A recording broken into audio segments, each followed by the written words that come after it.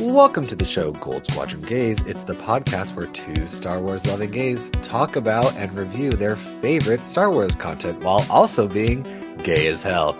I'm your host, Bradley Brower. I'm your other host, Charles Rogers, and I don't have the time nor the energy to explain all of the ways in which the Star Wars Holiday Special has been incorporated both into Legends and into the current canon. We have to move on to the Acolyte. I cannot talk about Life Day. Sorry, Bradley, who was trying to get me to do that in the pre-meeting. Happy Life Day, everyone, by the way. You should be listening to this a couple of days before Christmas. That's all I wanted to say. You didn't have to go to rant about Life Day. Have you fucking met me? Have you met me? Have you done many, many podcast episodes with me? I don't know how many at this point. It's almost 200, I think. It's almost 200, or it's about to hit 200. It might hit 200. Anyway, too many goddamn episodes. What are we talking about today? Because we really do not have the time to be dicking around at the beginning here. Today we're talking about The Acolyte, Episode 8, titled The Acolyte, a confrontation and revelation await. Charles, what's one thing about this episode finale that you liked and one thing you did not? One thing I really liked about this episode was the fight choreography. It was really good. And also, having deep dived more into episodes 3 and 7, I was able to kind of appreciate the significance of the moment more in terms of like where they were and like that bit where Soul is moving through the hallways, and it's very cool. One thing I didn't like about this episode suffered the most, I felt like, from the we are trying to set up the season 2 that we're not gonna get. And it was most apparent in how they were setting things up that were clearly supposed to pay off later and will not pay off later. Yes, we did see the story about why the Acolyte, the guy at Disney, said that they didn't get a season 2. We will talk about that next week. We're not going to talk about that now. But the thing I disliked is this episode suffered the most from, here's a bunch of setups for season 2, and now the show is over. Bradley, what about you? One thing you liked and one thing you did not. I know we never planned that, but we have the exact same likes and dislikes. I know. It's shocking. It's never happened before. Never happened before. No, but I will say the choreography, I swear to God, this episode alone. I mean, you could argue that throughout the entire season that there was really good choreography. This particular episode alone, the fight sequence that is in this episode is so goddamn good. Like, it is probably some of the best lightsaber fight that we've ever seen in Star Wars. And that's saying a lot. Like, especially comparing it to, I would even argue, Phantom Menace or Revenge of the Sith. Like, this is like up there. Like, it's going to be in compilation videos in the future of like the top 10 best, lightsaber fights in Star Wars. It'll be up there for sure because it is so dramatic and so fucking cool. The thing I didn't like you said, you're right. It suffers a lot from, hey, here's the thing we're going to do in season 2. And, oh, here's that character that we're going to talk about in season 2. And here's the, all this backstory that, shocker, was a whole thing that you didn't think you knew about. But here it is. Like, so it does suffer from that. It sucks because it's actually some of my favorite setup. Like, I feel like this is where once we started watching this episode, it was like, okay, I get it now. Like, I get the show. I understand the show. Now let's give it a season 2 so it has time to breathe and like flesh out these characters. You know what I mean? Like, let's really like set the story on fire. And unfortunately, as of this recording, that is not going to come to fruition. So I still have hope, but I still believe that it'll get continued in some form. I just don't know what that form is going to be, and it almost certainly won't be another show. All right, Bradley, take us into section 1 so we can start trying to get this in at under 3 hours because I have things I want to do with my evening. Section 1. Osha meditates in the stranger's cave using his sensory helmet. When she begins to convulse, the stranger panics and tries to remove the helmet using the Force. Osha reveals a vision of May killing Master Soul without a lightsaber. The stranger asserts the vision is the future, but Osha insists the future can be changed. Meanwhile, Master Soul arrives at Brendok with May in the med bay, listening to Soul as he plans to contact the Jedi to prove Brendok's virgins. He blames May for the fire and deaths at the fortress, but she accuses the Jedi of invading her home. As Sol begins to reveal May and Osha aren't twins, May activates Pip and escapes, reaching the escape pods. Sol pursues May in an asteroid belt near Brendok's moon, and Basil damages Sol's ship, causing May's escape pod to crash on the planet's surface. Yeah, it's like a sort of like escape craft. Like I don't think like the full on like escape pod because she Yeah, is I just flying said it. escape pod because That it's is semi whatever. important to Okay, anyway. fine. It's just a alternate craft to leave the main spaceship. The stranger is really interesting to me in this episode as far as like how he reacts to things and how he like looks at characters when they aren't looking back at him. Because the first thing he does is he walks into the room and he's just the smuggest motherfucker you've ever met in your life. He's just like, yes, I have succeeded in my evil plan. And then it all completely goes to hell, and I don't know what the fuck happens after that. I got nothing. Yeah, he seems like his characterization in this episode to me is a little off, only because I think what you were talking about when you were talking about your dislike, it was that they were trying to set up more stuff for season two. So like they had to show a little bit more of him in this, like not as like just evil, guy. Like he can't just be very one dimensional like he kind of is in episode 5 where he's just killing people for just, because he's evil.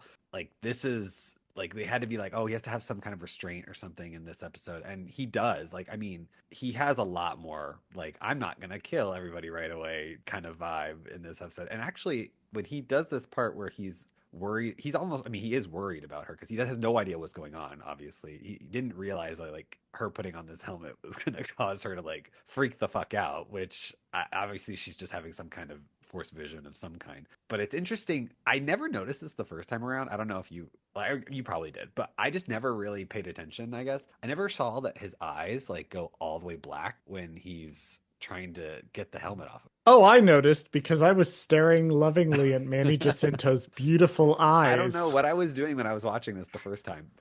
Because this is only the second time I've ever seen this episode, and I've never noticed that. Like, I don't know why I never noticed that, but it was just so creepy because it was like when they were in like the quote unquote real world, like his eyes were like all black, and then when he's like in the Force world, I don't know. I can't explain like what because the light is different when his eyes aren't black, and it's like he's in the mind of. I guess that's what it's trying to do. Yeah, it's like Um, something's going on with like Osha's raw force power when she's having her vision and he's trying to kind of push through to it. And then yeah, his eyes turn black. It's really weird. So creepy. I actually thought it was like Momin for a second. Like I thought it was like this kind of like possession going on. Like it That's was really because creepy.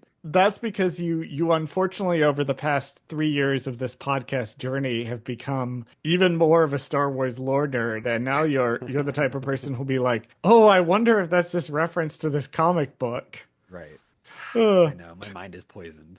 By me, I did the poisoning. I am the Grima Wormtongue in this situation, pouring poison into your ear. But I also found it really interesting with the stranger too that he gets the helmet off. So he's smug because he won, because she put the helmet on. But then she gets the helmet off and is like, I had a vision of May killing Sol without a lightsaber. And the stranger's immediate reaction is to be like, damn, I was right about May after all. Let me switch back to going after her. Right. He's Now, like, you good, can good. interpret this as he's like manipulating Osha, but there also seems to be a note of sincerity to it, particularly since he does actually try to get May to kill Sol later. I think he's hedging his bets. I And think so this too. is my hottest take about this character is I really don't think that he cares about Osha at all. I don't think he cares which twin he got. I think he just wanted a twin to be trained by him. And at this point in the episode, he's going, well, I could go back and May could do it and I could win. Or I could go back and Osha could stop May, and maybe Osha will do it, and then I'll win. So he's going to win either way, even though Osha points out the future isn't fixed. Right, but I guess what you said was hedging his bets. Like if he brings Osha along, then like she's saying I saw a vision of Osha doing this. Well, Of May doing this. Right, newsflash, they're twins, so you could have been seeing either one of them doing it, and it's which ends up obviously being the case. And it's so funny though that he hears this and he's like, well shit, if I just bring both of them, or like I just bring Osha with me, then one of them is bound to do it. I mean, he's like, he really is thinking ahead of the game. Oh, he could have very easily kept Osha on this random fuck ass island if he wanted to. Like, Sure, if he either had that said, or okay, I'm getting out of here and I'm going to go make sure May completes her evil task, you get to stay here. He absolutely could have done that. could have. And he doesn't. He agrees to be like, well, we'll both go together. And, whichever one of us gets to her first. Right. Okay. Speaking of people being shady, let's talk about Soul. Oof. Because Soul is really starting to lose it at Yeah, this point. this is his downward spiral right This here. is his People know downward already. spiral. He will spiral the rest of the episode because he's so completely and successfully lied at this point that he's managed to convince himself of the truth. Because when he says that it was right for us to intervene, he fully believes that. The man has lied so much, it's become the truth to him. Yeah, and even to the point where like May is saying to your face, like, no, what you did was bad. What were you saving us from? This was our happy life. We were living fine without you, and then you invaded our home. You killed my mother. You did these things. Like, those are bad things. And he's just like, nah, like, what we did was for the best. Like, we were saving your lives. Like, it was a whole thing. Like, I'm so glad that you're alive because, like, great. Like, We did it for you. We did it right. for the kids. Like, yeah, we did all this horrible stuff, but like it was fine actually. Like it's such an interesting contrast too when he's still trying to call the Jedi out there, which I thought was interesting. He's still trying to turn himself into the High Council, but he also insists that he did the right thing. Like it's very complicated how he seems to view this. Which, side note, before I dive into a note that kind of follows on from that, I just want to say that May's "See You in Hell" Jedi moment when she shuts the door, perfect. Again, I another thing love I her. didn't catch in the first watching of this. I wrote this down because one, anytime they mention hell in Star Wars, it's the funniest thing in the world. It's my favorite thing because I love the joke of "see you in Christian hell," like in Star Wars. I feel like that's so fucking funny to me. It's hilarious. But I also love the joke of it's actually Corellian hell. Mhm. That's an even funnier joke. I think there's multiple Corellian hells. Oh, that's even funnier. Like, There's so more than I love it. one. That's my favorite line in all of Star Wars is "see you in hell, Jedi." See, Uh, my favorite is just the classic Han Solo Empire Strikes Back, then I'll see you in hell. That one's just too funny. Like that one That one's actually too cracks good. me the fuck up. He's like, "You're gonna die out there. Well, I'll see you in hell." It's his delivery on that. I Your think. tauntaun will freeze before it reaches the first marker. Then I'll see you in hell. Like so iconic. God, I love that But movie. I love that she does this too because in she's just like she's like fuck you basically. Like it's so hilarious how she does it. Anyway, back to Soul because we see this sequence, which is a very like cool sequence. I do want to say this. Very cool sequence where he's like following her in the like rings of the planet. The asteroid rings. And like because his ship is so big, it's much more dangerous. And he's making these dangerous moves because he's like losing all sense of restraint. And he's just like descending further and further into emotion. I question whether or not we really needed this scene in the episode. This is one of the scenes that I most point to and go, I wonder if we could have accomplished the same thing elsewhere and for cheaper. Because yes, this is a very cool action scene to put in your trailer. Correct, because it was in the trailer. It was in the trailer. It's a I very agree. cool I scene to put agree. in your trailer. Does the scene need to be here? Is it telling us something that we couldn't get elsewhere about the character? My only defense of this scene, other than like the chase sequence, which is fine. I don't know if you necessarily need him to like chase her through the asteroids and everything, but they do need to keep the targeting her ship and almost thinking about blowing her up because he does think about it. He puts the little tracker on her and then he flips up the little switch like he's gonna shoot some torpedoes at her or whatever it is. I don't know what he was planning on doing, but then obviously Basil deactivates the ship a little bit so that he Oh, can't do that. Basil. So I find that that scene in particular needs to be kept. I agree with you. I don't know if the chase sequence necessarily needs to be kept in, but the targeting her and thinking about blowing her up to solve his problems, that probably does need to be kept in because I think that's like a, ooh, why would a Jedi think about just straight up murdering somebody trying to run away? Yeah, and I'm thinking about like similar kind of space chase scenes that really just move characters from point A to point B. And the two that most spring to mind are Luthen fighting the like Imperial ship in Andor, which is in there because it's like one of the first times we've ever seen Luthen fight. And also it shows what the Fondor can actually do, where we don't have that indication elsewhere. And then the bit in the Ahsoka penultimate episode where she's in the asteroid field, and that's an extended cat and mouse game between Ahsoka and Thrawn. Like the intention of that is to show these two making moves, and also if you've never met Thrawn before Ahsoka, which is possible, showing how he operates with the moves and counter moves and everything that he's making. This one I'm kind of like knowing sort of the overall arc. I would agree the bit where he like almost shoots her down and then Basil stops it. That's necessary to understanding Soul's character, but all of the long loving shots where we're following her like with this creepy, it is a really cool sequence with this creepy semi-truck like movement through where she's in like this tiny car and he's in like this huge semi truck. But again, it's going to go back to something I said in episode 1, the thing I disliked about episode 1. Knowing now, spoilers for next week, Disney just flat out came out and said, yeah, it was too expensive. And that's why we canceled it. Knowing that this story will not continue in the form the original creators intended because the show was too expensive, my producer brain cannot help but watch this show and go, what could have been cut? What could we have done cheaper? What could we have done to get this story? And I feel bad saying that, but it's also the reality of media is that that's the reality of it, essentially. No, I agree with you on that because you do have to, as you know, producers. That's the whole point, right? Is to, especially executive producers, is to like come up with the money, right? It's Right. like how can we save money? Where can we get money? And I mean, I only slightly defend this scene because it is a finale. So I will give them like, okay, you get a separate budget for finale kind of like thought process. I usually think about that in most shows. Like, I don't know if you've ever watched a TV show, Charles, but No, I've um never watched a TV show in my life, you may or may Bradley. not have noticed that a lot of the times there is what it's not officially a thing, but there is what you would argue is called a finale budget, where for some reason the finales tend to have all the special effects at the end. I'm looking at you, Game of Thrones. Where if Hmm. they're gonna spend their money on the dragons, right, they're gonna do it in the final They're going to blow episode. it on the Yeah, last episode or the exactly. penultimate episode. Right.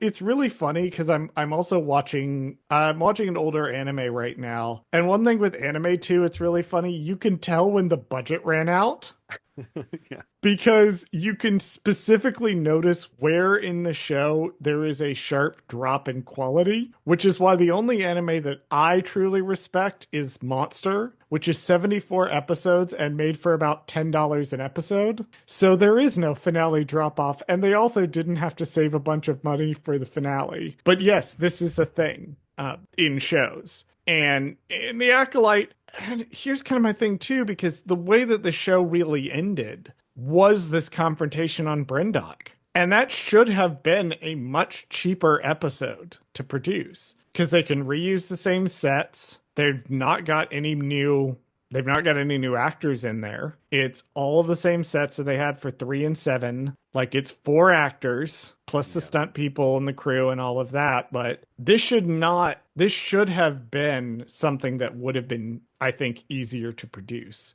And so that's why I look at things like this particular scene and question like, did this really need to be here? It also goes back to what I've been saying about the story arc of the show, to where it simultaneously feels like there's too much in this show and it feels like there's too little in this show. And if I was going to make cuts in order to get this down to 6 episodes, this would be something I would definitely cut, would be this sequence in the rings. I did think it was funny that episode 1 opened with Osha's ship crashing. Mm. And episode 8 involves May's ship crashing. That I did find funny, though. And I do have to say that Basil is the only bitch in this house I continue to respect. Love that. We can move on to the next section. Section 2. At the Jedi Temple, Mog informs Vernestra of Senator Rayencourt's unexpected arrival. Rayencourt accuses her of investigating a murder without Senate notification. Vernestra explains she's keeping the investigation internal as all victims are Jedi and there's no larger threat. Rayencourt accuses the Jedi of being a delusional cult, arguing their fragile emotional control poses a danger. He criticizes people's reliance on the Jedi as heroes to avoid reality. Before leaving, Rayencourt reveals he has reported the Jedi's lack of transparency to the Supreme Chancellor, who may summon her to a tribunal. He suggests she should have her suspect in custody by then. Bradley, do you like your job? Which one? I get a new job every 3 months. Broadly, do you like your job?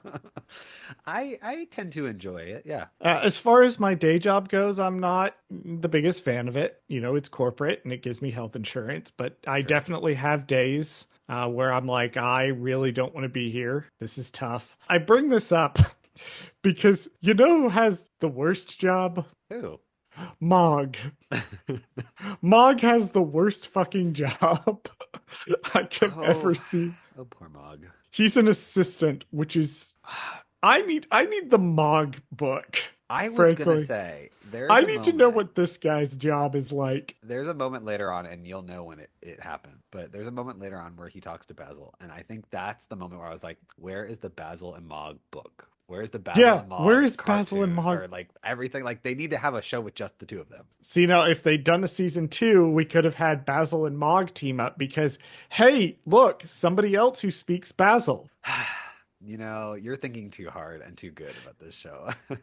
Do you think Mog and Yord used to date? I feel like they used to date. I think Yord's a little bit of a fuckboy. I don't think he does. I don't. Do you think they had like a situationship going on? Because I don't know. They both clearly took the Basil elective class. Okay, I could. You know what? I could see like a hilarious thing where like they're the only two people that took this class, and they're like, God, we have to study together. Like, oh, I hate you, kind of thing. It's an enemies to lovers kind of situation. And then they get like a situationship going, but then the class ends and they move on because they're Jedi. And then also Yord is like one of those people who like is like a overachiever, so like he'll get higher ranking, obviously, clearly, like in the order, and clearly so he's a little bit more important, and so he'll be like, I'll never talk. Someone's gonna link me to this fan fiction, by the way. Somebody is going to find this fan fiction out there, and if they don't, fan fiction writers who are listening, you can have that one for free. I cannot write this. Go. You just gave somebody a free thing. There you go. There's a whole scene, I'm sure, that you could come up with where they're in this class together, and then enemies to lovers. Somebody write this. Hurry. Somebody write me the Yord / Mog Jedi Temple Rivals to Lovers academic fic. But we don't have a lot of time to write fan fiction about gay Jedi because we have a new character. Yes, we do. Bradley, you want to tell us who's playing Senator Rayencourt? Yes, Senator Rayencourt is being played by David Harewood. He is an actor and director, best known for the show Homeland and CW's Supergirl, where he plays Martian Manhunter. He is also, fun fact, you'll like this Skeleton Crew nod, he was on a Treasure Island miniseries in 2012 where he played Billy Bone. Nice. So that was hilarious. And then another random connection, because you watched the Sandman series on Netflix, correct? I watched the first season, and then I also watched Dead Boy Detectives, and when Dead Boy Detectives got canceled, it kind of soured. Yeah. There's two major things that soured me on Sandman season 2, actually. It was the Dead Boy Detectives, and then all that shit with Neil Gaiman. I was like, I actually don't want to watch this, but I did watch the first season of the show. So he was not in the show, but they apparently did a podcast audio drama. They did an audio drama of that. That's right. So he was in that randomly, and he was the voice of Destruction is the name of his character. So I thought that was, so I guess, one of the siblings of Dream. And then being a British person, he also did appear on 2 episodes of Doctor Who during the David Tennant era, it looked like. Ooh, let's see which one So there's your Star Wars connection there with David Tennant. It looks like it's got some kind of finale or something because it's part 1 and part 2. So. Oh, he's in The End of Time. He's not in a finale. He's in the David Tennant finale. Oh, The End of Time, parts 1 and 2. The End of Time was the last. So after season 4 of The Revival ended, and that was the third season of the 10th Doctor. They did a couple of different specials Oh, okay. for it. And they weren't quite whole seasons. They were like, I think, 4 multi-part specials that wrapped up the David Tennant kind of era. And then the show soft rebooted into Matt Smith. Would it surprise you to learn, Bradley, that I was a very big Doctor Who fan during the heyday of Tumblr? Would it surprise you to learn that I regret adding a Doctor Who callback on to this thing? Neither of Um, these facts would surprise us about the other one. that's right. But yes, David Harwood was on all of that. So he's pretty cool. I know him from Supergirl, so that's why I immediately recognized him when I watched this the first time. This is a really complicated scene. This is And an amazing scene I that sets up passed what I over. wanted to see more of. No, this made me mad. This actually genuinely made me mad. That like because this is one of the most interesting dynamics that they have in the show is this conversation between Rayancourt and Vernestra, to where we see someone who is actively opposing the Jedi outside of the context of the Clone Wars, a thing we have not really seen before. Even in the High Republic books, there is a senator named Tia Toon, and I'm not going to get too much into it, but light spoilers. Tia Toon, it turns out, has lines that he draws when it comes to, like, the Jedi. Rayancourt just doesn't fucking like them. And it's completely personal, but also some of the stuff he says is not wrong. Right. Yes, But some really also, good lines. like, he does point out, like, about the larger threat. He's like, what if there is a larger threat? You guys need to be sharing this information, which he's correct. We're going to see in the next section. There is a larger threat. He's also kind of right. Here's the beautiful grayness of the show, right? The things that Rayancourt says contain both correct statements and incorrect statements, and statements that are technically correct and functionally wrong. It's a masterful scene because he talks about, like, oh, eventually somebody who can't control their emotions is going to wipe you people out, which is what happens. He is right. And he's But so then specific also, with it too, because he says, like, I think he literally says, "What happens when one of you goes crazy, and what are you going to be able to do to stop him?" Is what he says. Like, whoa, how did mhm. you know that it was going to be a him? First of all, obviously, Well, because men are because it was going emotional. to be a man. Yeah, of Because course, inevitably it was going to be a of man. course, He is yes. correct about that. I mean, and he's also kind of right about, like, people hold the Jedi up on a pedestal and they're just people. Like, they can fuck up, which is kind of the whole point of the show. But he's also just a dick about all of this. He's clearly coming at it at an angle to, like, it's the difference between constructive criticism and just being a fucking dick. And Rayancourt is just being a fucking dick. He has points, but he's being so much of an ass about it, and he's letting his hatred of the Jedi and his dislike of the Jedi carry him so through that the good points are overshadowed by how much of a dick he is. Which is so interesting because, like, this is why I wanted more of this in, like, season 2, because maybe we find out, like, there's more to this backstory of why he doesn't like Jedi. Like, maybe we get to see that. Like, you know what I mean? There's so many things I could have gone in these directions. Like, yeah, I mean, more than likely they probably wouldn't have given him more backstory or given him more of a, a thing to do, really. He's just that senator character that's supposed to be, an antagonist to the Jedi. But he brings up so much good stuff that, like, he could have been a long-term, like, thorn in Vernestra's side. Like, oh, I he think might have, that was the intention. yeah, because, like, Vernestra why was else? clearly set up to be more of an important character in the overall show than she was Yeah. in just this season. And this episode really proves that out of everything. I don't even think, honestly, like, the rest of the show, you could have her in it and the things that she does and keep it all in and not even include her really in the second half, and or like all the things that they hint at in the second half, and like she would have been fine for season 1 character, like, oh, she's just the ranking officer, basically. That's all she is, that's all her role is. But then they introduce in this episode so many, like, little things that would carry on to season 2 and 3. Like, she was a major player moving forward in this story. And we've also seen, time and time again, Vernestra playing politics in the first 7 episodes of the show, that she's constant, and she was criticized by the fan base for this. That she was criticized where, why is she playing all these politics? Why is she so cautious? Why is she doing this? Why is she doing that? And finally we have our answers, because this fucking dickbag over here is not just trying to do an external review of the Jedi. He's trying to get his claws in and strip them of as much autonomy as he possibly can. And so she is having to deal with Soul's ass on one side of things and Raincourt's ass on the other side of things. And it's incredible that she can tightrope between them the way that she can, especially since, like, we see in a later scene, clearly, or we might have seen earlier in this scene, clearly her boss, whoever that is AWOL. Yeah, I think it's in this scene. Her She's like on the phone manager with is somebody. out. Yeah, yeah, She yeah. is the person having to deal with this because her fuck ass lazy boss, whoever that is, we'll get to that later, Yeah. is off doing something else. And we don't know. So Yeah. it's all fallen to her. Section 3. On the rocky shore, Osha and the stranger head to his starship. The stranger asks if Osha would consider becoming his student, but she declined. As their ship departs, a mysterious cloaked figure watches ominously from the caves. I just want to take a note of where they are having this conversation. Where specifically on the rocks, and what camera angle, the straight on camera angle that they use, that's right on the 180 line between them, where that shot is and where this conversation's taking place, where he asks her to join him and she says no. Just knowing what will happen later in the episode, take note of this shot. Hey, Bradley. Yes. Do you want to know about Darth Plagueis the Wise?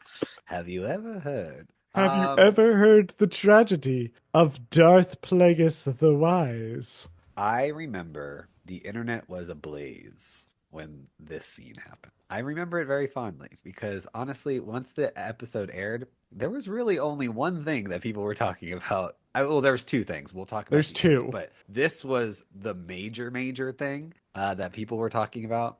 And it's because little sniveling computer nerds like you. It's we're me. Just like, well, it's not just little sniveling computer nerds like me that people had been asking sort of since the show was announced. You know, and the whole idea of the show was that it was going to eventually lead us into the Phantom Menace. It was going to show how the Sith infiltrated.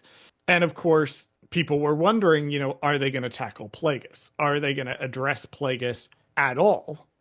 And obviously, yes, he's just kind of here. And obviously, he was supposed to be a much bigger deal than he actually is. Well, to start off, can you just tell me who Plagueis is? Who maybe is maybe the regular person watching this didn't know what the fuck this random scene sandwiched into the show was. Okay, so Darth Plagueis is first mentioned in Star Wars Episode 3, Revenge of the Sith. There's the very famous scene where Palpatine is like, have you ever heard the story of Darth Plagueis the Wise? And there was a lot of speculation after this movie aired, after this scene aired, there was a lot of speculation that Plagueis not only might be a real guy, but might have been Palpatine's master from the way that Palpatine was talking about this, etc., etc. Turns out, yes. Turns out that is, in fact, what happened. He has shown up in a couple of different Legends novels toward the tail end of Legends. Sorry, there was a bunch of things I didn't know I was going to have to bring up. Notably, he gets most of his backstory written in James Luceno's 2008 novel, also titled Darth Plagueis, which is also kind of a stealth prequel about Palpatine. So it's about the two of them, and it retells some events from other Legends novels like Maul Shadowhunter and Cloak of Deception, these sort of pre-Phantom Menace novels. And in the novel, Darth Plagueis is immune. He is like this high-ranking banking executive, but he's also secretly Darth Plagueis. And dumbass decides that he's going to break the rule of two that's been established by Darth Bane 1,000 years ago and thinks that he's going to be like co-emperors with Palpatine because he's an idiot. He's a fucking moron. He hasn't appeared in a lot of Legends material, but he's appeared in what's regarded as some of the best. I think because it's some of the latest before Legends was replaced by canon. But the Darth Plagueis novel is cited by a lot of people as one of the best Legends novels, and the character is cited by people as somebody that they really wanted to see. Now, we kind of knew that Plagueis already existed, but this is our first on-screen look at Plagueis ever. He has never appeared on screen at all, despite him being off screen, like standing off camera during a scene from Phantom Menace, which is the funniest fucking thing ever in the history of the universe to me. Well, is that He's actually in the Phantom Menace, or is that just somebody said like, No, oh, okay, no. He's so he in we don't know his deal in canon. In okay. Legends, that scene where Palpatine is like walking along the balcony with Darth Maul. Do you remember that scene? So I'm watching this scene with Claudia of RuPaul's Pod Race. We were watching it together in the theater. And I just kind of leaned over when that scene came in. I was like, in Legends, Darth Plagueis is like spying on them with binoculars, right? Oh, that's weird. And she thought it was hilarious. But it's also one of my favorite facts about that scene is like, no, Plagueis is like watching. Like, I photoshopped Plagueis behind the door, like peeking out. I wish I'd had the cave still. Somebody who's better at Photoshop than me, get that shot of Maul and Sidious when they're walking and Photoshop in Plagueis, like ominously looking around the corner, because that's one of my favorite things. Anyway, Darth Plagueis is here. That is a roundabout version of who he is. Palpatine's Sith Master. He's going to get killed. Possibly he and Palpatine influenced the midichlorians to create Anakin by accident. It unclear both in canon and Legends if this was the case, but probably not. Bradley, did you give a fuck about any of that? Here's the thing. I like the idea of it. I like the idea. Oh, Plagueis is here. Maybe there was some setup for him in season 2, and he was going to become more of a big player and influence to the stranger. What all this stuff, right? As it stands, you could take it really either way. You could go, oh, this was Plagueis. He was here, and It's he had definitely Plagueis. right. So I can I tell you say that it's with a, definitely I say Plagueis. that in a way. I'm saying it that way because Okay. technically no one on screen ever says his name or talks to him. So arguably it's just a random scene in this show and Okay. there you don't know who he is and I'll it's let you run not away with this because I want to yeah. see what your point is. My point is that for the average viewer, this means nothing. And because there is no season 2 to follow up on this scene, it's kind of random and doesn't make any sense. I enjoyed it because I did end up figuring out who this was in terms I had to look it up obviously. Like I didn't know he was this all like alien species. I just assumed Plagueis was just a guy in because based if you just watch the movies and you take those as your lore and that's it, he doesn't ever say he's a mun who trained me or whatever. He just Yeah, says and he's that a was guy. Lucas's idea apparently. Interesting. Apparently George Lucas was the one who came up with, "Oh, you should make Darth Plagueis immune." Because Just the only because. canonical image of him we had was like this sort of hooded figure with glowing eyes. So we weren't like 100% sure he was also going to be immune in canon. This Yeah. obviously confirms that he is. It's also very funny because the Munes were one of those like Trade Federation alien leader groups that Legends had a really bad habit of stereotyping, like a really bad habit of stereotyping. And we watched the Clone Wars, obviously, the micro series together, and the attack on Munilist was the battle that is shown in the first 20 episodes of that. So it was interesting when the Darth Plagueis novel came out, and you have Darth Plagueis who is immune, who is not behaving in a way that we have seen before. Yeah, he's running around and doing a bunch of like banking stuff, but we hadn't really seen like the Sith side of it and how somebody who is a banker and raised as a like in that culture translated that over to the Sith, which was interesting. His mentor was a Bith Sith, which was crazy, also really fun to say. A bit.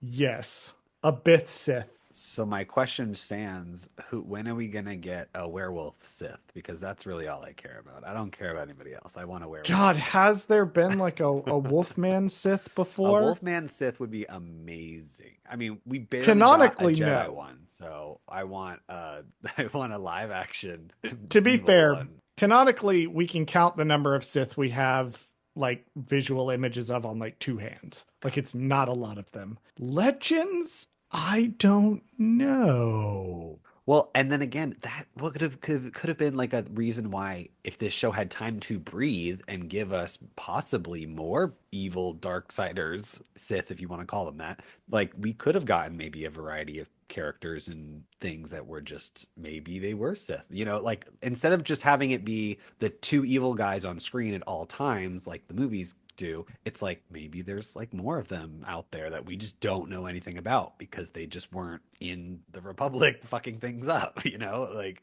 I just wish that we could get a little bit more variety. I do like that he's an alien. I think that's very interesting, and I really wish there Thank was a you, season George two. Lucas, apparently. Yeah, I wish there was a season 2 and 3 so that they could expand on this character Yeah, and, that'd be fucking nice, wouldn't make it? it relate anything to the stranger, if at all. Well, because it raises so many questions. Because like again, the stranger is looking for an acolyte, not an apprentice.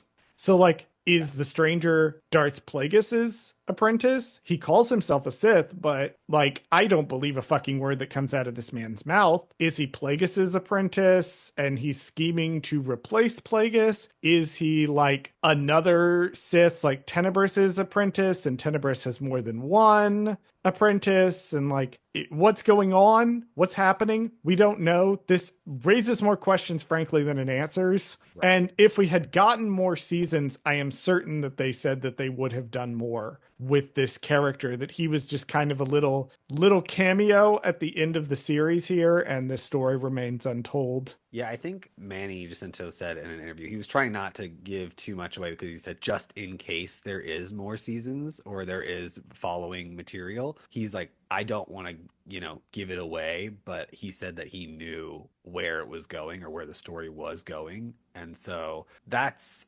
hopeful to me that this isn't just a random, Easter egg No, there scene. was a plan. But yeah, There was the eventual there's goal. something. I think the eventual goal was to kind of do what the Darth Plagueis novel did, which is sort of explain how they maneuvered themselves into position to wind up with Palpatine. And we know that by the time of, at least in Legends, by the end of the Phantom Menace, Palpatine is Chancellor and he has killed Darth Plagueis. Darth Maul is dead. He is the only Sith left. Yeah, I think this show, if given time to breathe, if even if it had 4 or 5 seasons, something like that, to where you could That would catch be up, fucking nice. if you could catch up to the Phantom Menace, imagine if we would have gotten like young Palpatine. We could have seen all how he did everything. We could have seen him find Darth Maul. We could have seen him train Darth Maul a little bit, maybe, but right before the Phantom Menace, stuff like that makes Darth Maul in the Phantom Menace. Because if you, I mean, arguably, he's not really that much in the movie, and so it could have been a really good way to make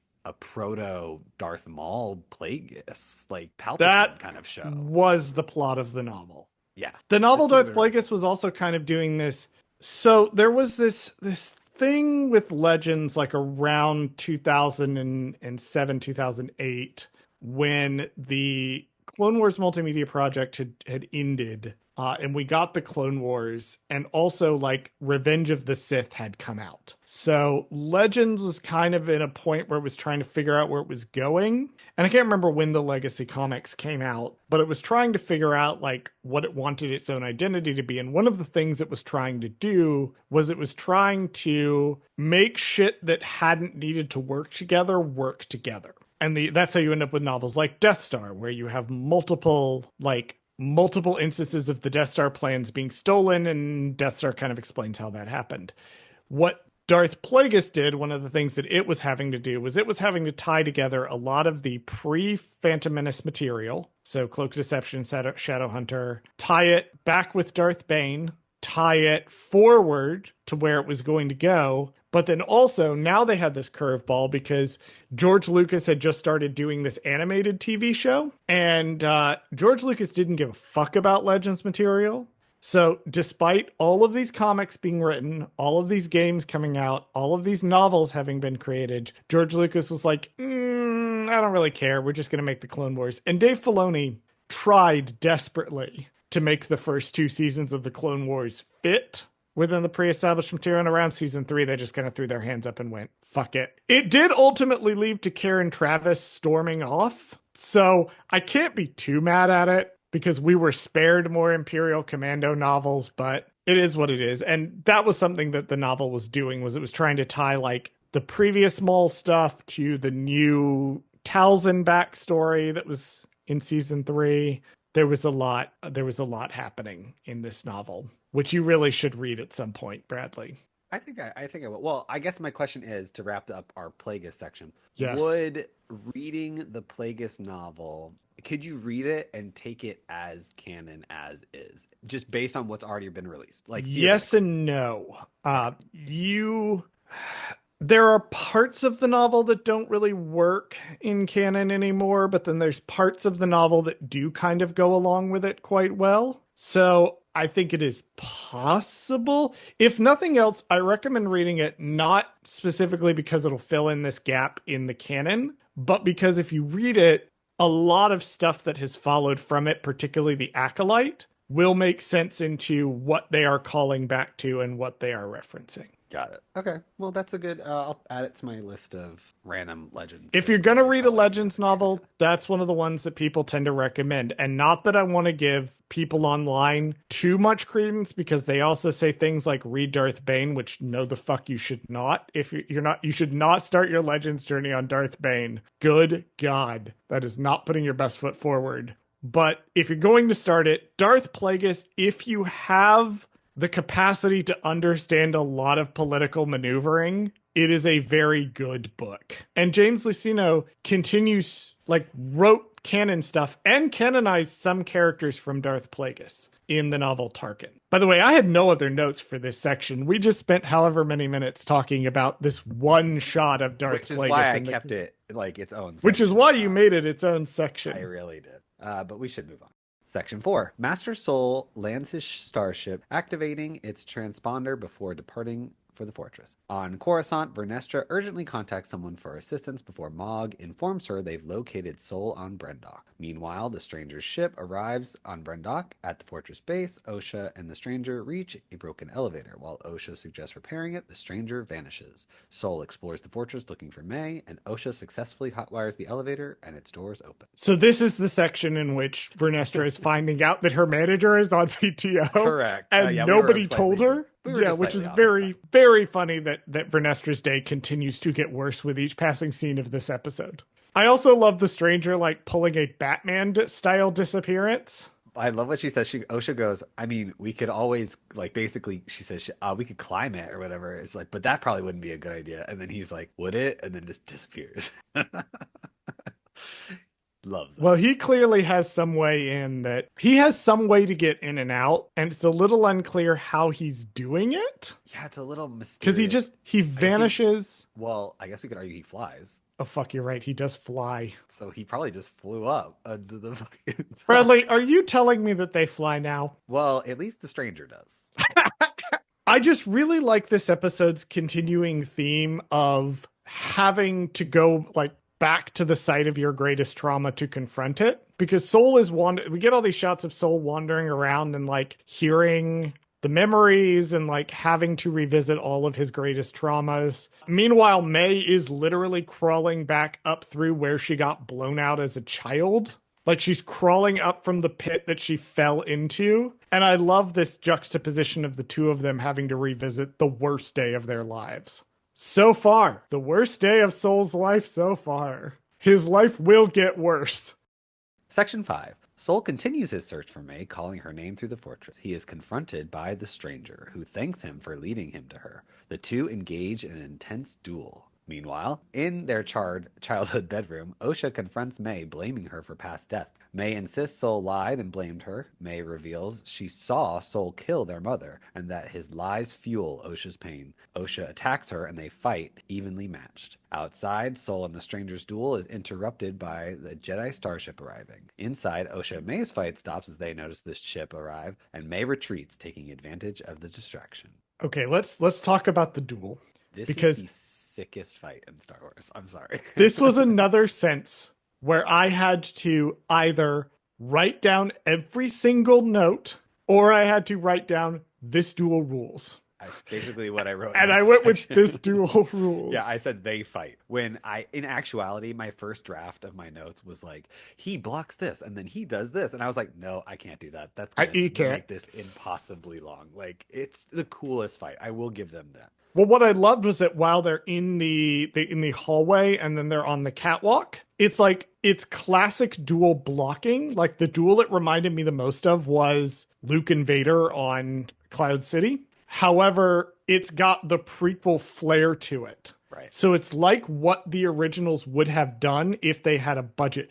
Did you see that? And it always annoys me. Like, this is one of my personal Star Wars pet peeves, but did you ever see that, like, redo of the scene, the duel between Obi-Wan and Vader on the Death Star? I've seen it. I don't love it. I've seen it. I don't love that it keeps replacing the original duel Yeah. in like mashups. Don't love that. But it's that kind of thing. It's like what they would have done What they if would have they done if they had had the the money. Yeah. prequels unlimited budget Sure. and fight choreography and the technology had been there. This feels like somebody whoever choreographed this fight understands both sets of trilogies and the duels. Like it's more prequels than I think anything in the sequel trilogy really was. I agree. And I think one thing that stands out to me is like when they're on the catwalk, my favorite part about that whole part is that when they're fighting each other, the lightsabers are like hitting the walls and the floors and actually like doing something. Like my pet peeve is whenever a lightsaber fight happens and they don't destroy every single little thing that they touch because they're fucking laser swords. Like of course they would like destroy the fucking area that they're in. And I just love that they're like scoring the floor and the sides and like I was like if they continue this, they're going to destroy the bridge and fall or something, you know, because it's such a confined space. So I love the realism of the confined space and like basically almost obliterating the bridge. I love this fight so much. Like the slow-mo, the bit where he like because he does the dual lightsabers again, he has the little Shoto saber, and like there's a bit where he throws both of them and they spin around and then Soul like force blasts everything away. Like So it's cool. it's one of the sickest things I've ever seen in a Star Wars. I hope that future Star Wars choreographers will look at this scene and look at the things that this show did and like either improve on them, which I don't know how you could because it was really fucking cool, or just take things from this and then use them because like even the when they're on the wires, like when they're falling off the bridge part, like you know they're clearly on wires obviously, but in universe it's using the force to like float down to like slow your fall kind of Yep. thing. Oh my God, it is so beautiful. Like the gracefulness that Soul like backwards falls, like with the force to stop himself. Like it's very Matrixy, honestly. It is at It's parts. so cool. It's absolutely insane how good this duel is. This is it was one of my favorite parts, honestly, about the season as a whole. I did love episode five's choreography as well. However, there's something more beautiful about this one. I think it's because it's just Soul and the Stranger, and there's no one else to distract us. Like it's very much like bam bam. If anything, I also love that this takes place during the day, so we can actually see everything that's going on. Something about night where it's in the dark. Sometimes you lose a lot of detail in the fight, whereas this is like full day. Like we get the full lighting, everything is here. We get all the choreography. We don't miss anything, and it's beautiful. I also think it's worth noting that this particular duel has some of that special sauce to it. When you get a duel that's ideological and also really well choreographed, Mm, because they're battling for the twins. right. Like they are both trying to influence the twins for their own selfish desires. Soul needs the twins to validate that he was correct in the choices he made on Brindok 16 years ago. And the stranger just wants to corrupt one of them to become his acolyte. And it is another duel of the fates. It is another duel over the fate of these two individuals, May and Osha. And so that's where something I think you can have a lightsaber duel that is very cool looking, like the ones that are constantly trotted out by toxic fuckboys on the internet trying to be like, Legends is so much cooler and canon could never. Fuck yourself into the sun. Shut up. Go away. But the ones that they always want to like trot out are the cinematic cutscenes from the older Star Wars The Old Republic MMO. First of all, the only two of those that fucking mattered like at all are the two for Knights of the Fallen Empire and Knights of the Eternal Throne. And that's because they actually did this too. What the Acolyte does, they have a story there with characters that I care about within the context of the specific piece of media that I am watching, in which case, in this case, is the short film. But if I remember one of the moments I decided to stop playing Star Wars The Old Republic was I watched the cinematic trailer for Legacy of the Sith, which is the expansion that I have not played.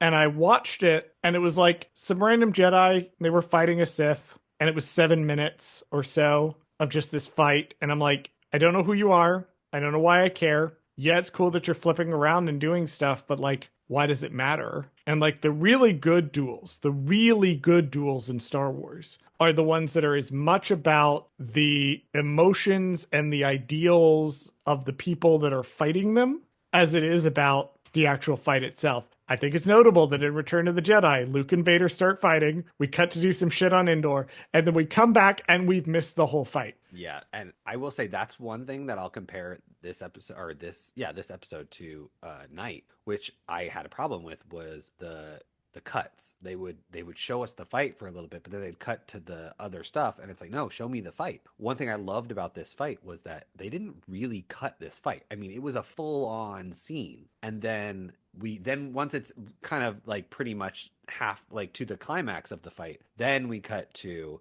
Osha and May's situation, but then it goes back. So it's like such a great, like they did such a good job with the cuts in this one This is because so well edited. they did a chef's kiss job because we get to see a majority of the fight uninterrupted, which thank God, that's like my biggest pet peeve. And so we got to see the whole fucking thing. It's fantastic, and pretty much the whole fucking. And then but I don't think the Osha and May scene really takes away from the fight because it really enhances it, like you said, like because what they're fighting about is Osha and May. So then they cut to Osha and May, and you're like, oh, wait a minute, that's what they're fighting over.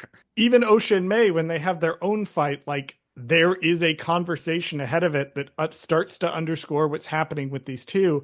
This fight between Osha and May is I want to say the shatter point because I have Legends brain, but it's kind of the point where they're sort of crossing over each other. That's not what a shatter point is. That's just the word that came to mind. Okay. But like this cross between the two where they are in sync for this final, like they're both at the same spot for this final time before they start moving in different directions. And with regards to the conversation between Osha and May, the fact that Osha and May have essentially switched places, where over the course of the show, the last conversation that they had, which was back in episode 5, versus this conversation now in episode 8. In this conversation, we have Osha is the one giving in to her hate. She is descending down into this spiral, and May is the one being correct. May's trying to be the one to explain to her, like, look, this is the truth. Soul killed our mom.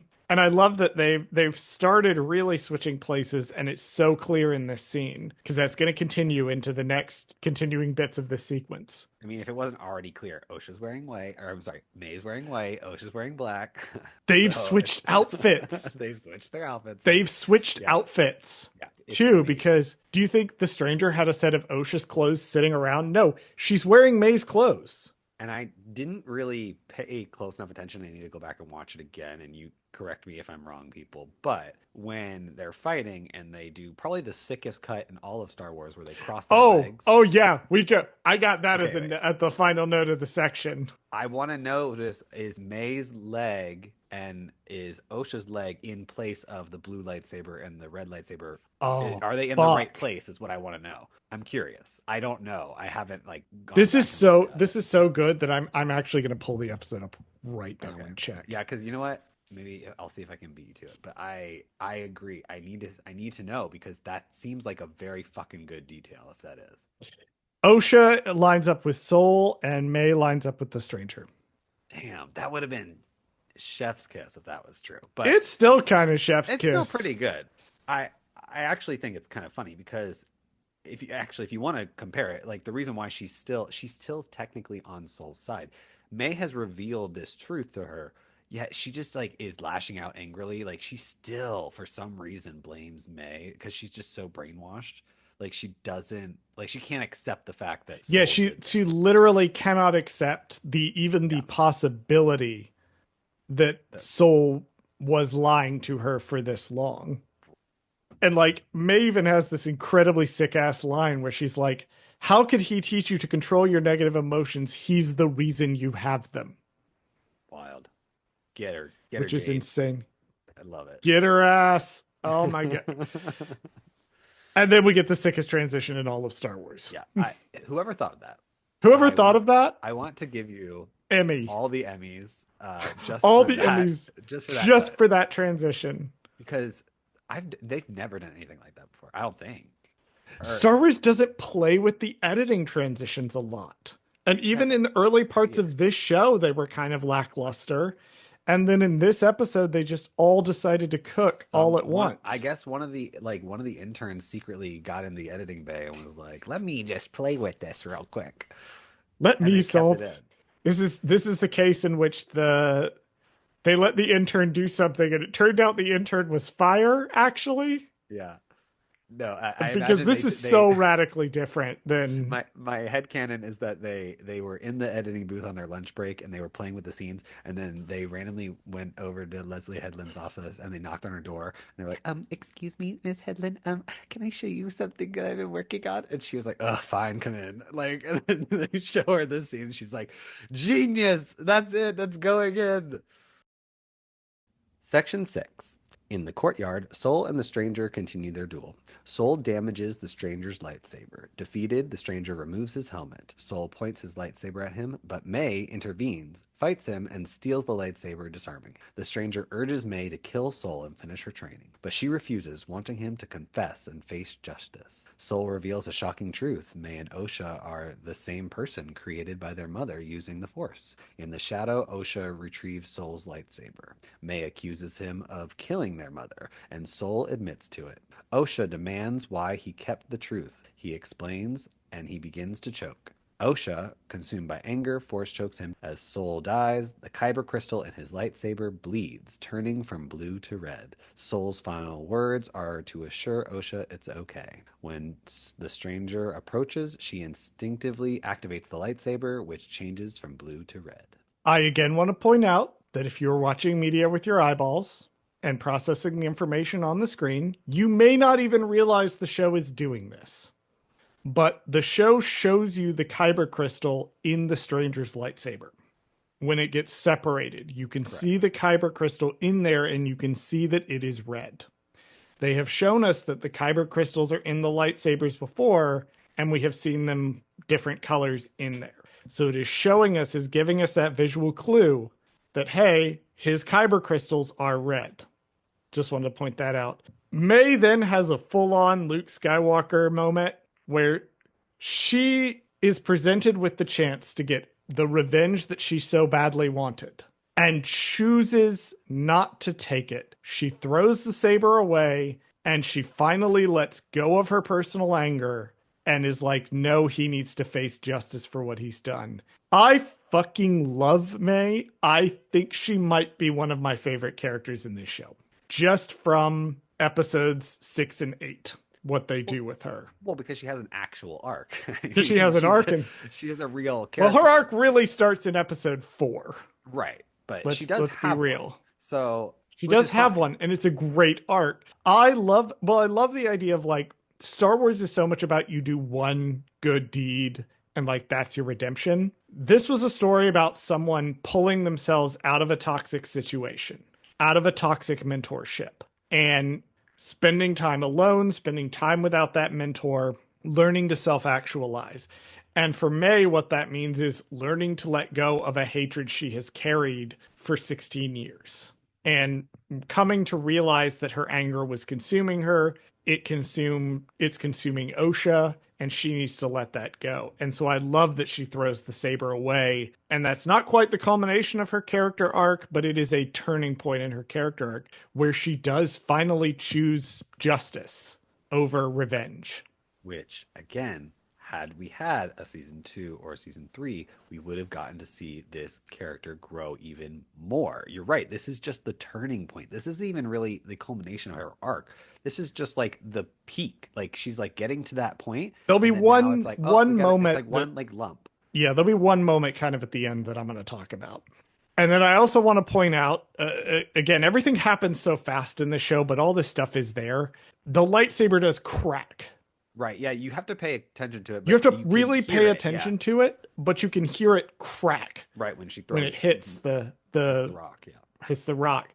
So when someone later grabs it, they are directly touching the kyber crystal. Anyway, Soul gives an entire speech about how the twins were created and how Anastasia used the Force to create life. And it's this wonderful moment between Soul and May where he's trying to explain to her the dark truth of her creation. Um, and the stranger is standing right there. He is a fly on the wall this whole He entire is he bit. says nothing. He is trying to He do his does best to be not like, yeah, speak right. when Soul is doing this. You know his ass is listening to this part. Oh, this is the part where he's like, "Oh, wait a minute, Interesting. what is going on here?" Interesting. Hmm. But Soul's continuing to dig his stupid ass in with every word he says Keep blabbering, yeah. because he keeps talking when he should shut up. And then when Osha confronts him, uh, he keeps talking. Even though she tells him to stop talking, he just keeps going because he can't stop deflecting. He can't fathom the idea that Osha in particular does not see him as someone to be looked up to. He refuses in these final moments to even comprehend the idea that he might be the bad guy in this situation, or he might be perceived as being the bad guy in this situation. Particularly because he thinks the fact he loves Osha so much and is so emotionally attached to her justifies everything he does, which, hey, people, that's why the Jedi don't have emotional attachments. That's why that's bad. Because then we get to find out what killing someone without a weapon actually means. Right. I think they kept hinting at it the whole entire time. And I honestly, I couldn't quite figure it out until this moment. Like, I It didn't was know a what they great meant. twist. Yeah, It because was I a really great didn't know. twist. Because Well, because it was a it riddle. was a weird. Yeah, it was right. It It was a was a riddle. riddle the whole Yeah. time. It was you had to kill someone using the force. You had to commit an act of cold-blooded violence Right. using the force.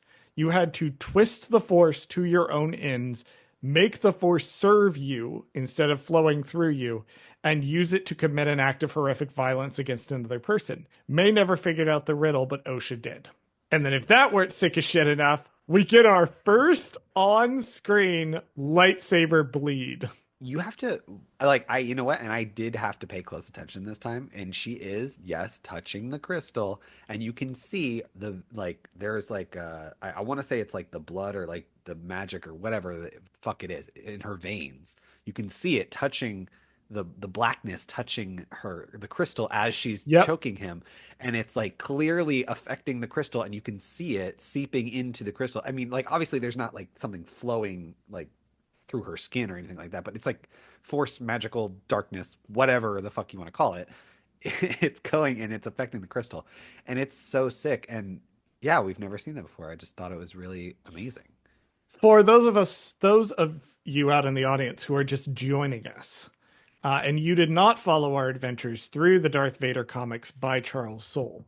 In Legends, red lightsabers prior to Star Wars The Clone Wars, the TV show, red lightsabers were artificial lightsabers. And that is because the Ilum crystals that make up the Jedi's lightsabers were not called Kyber crystals, and they were not alive.